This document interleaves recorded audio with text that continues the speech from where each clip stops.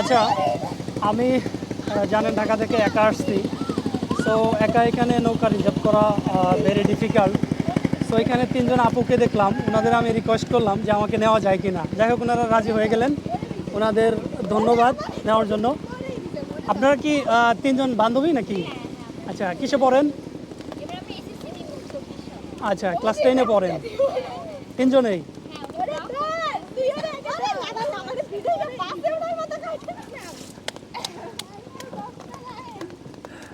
আসছেন আসছেন কোথা থেকে? পিরোজপুর থেকে। আচ্ছা, ওনারা ওনারা খুবই কৌতূহলী এবং কি বলে এটাকে, মজার মানুষ। হ্যাঁ, মজার মানুষ, খুবই ভালো লাগলো। আর আমি ওনাদের রিকোয়েস্ট করার সাথে সাথেই উনি অ্যাকসেপ্ট করে নিলেন, এটা ভালো লাগলো। যদিও আমার পক্ষে সম্ভব ছিল না, কারণ হচ্ছে আমি সঙ্গে ছাতা আনি নাই, এটা একটা ইস্যু। ছাতা ছাড়া আমি বের হতে পারবো না। আর একটা ইস্যু হচ্ছে যে নৌকা রিজার্ভ করা, এটাও আমার জন্য ডিফিকাল্ট ছিল। সো সব দিক থেকে আমি সুবিধা পাইলাম। আর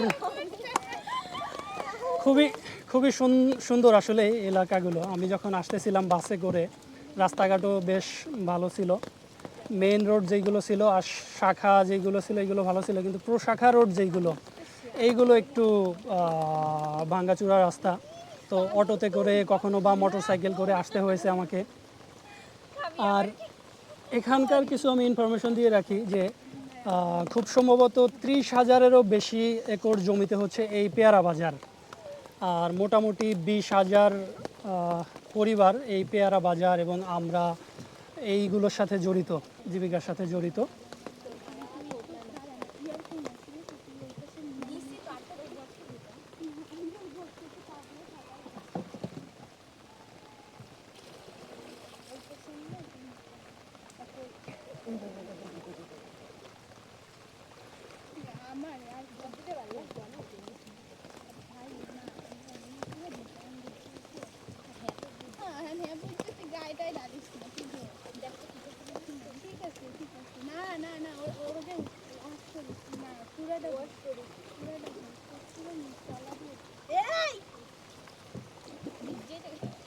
আবার আর ভিজাইস না আমি শেষ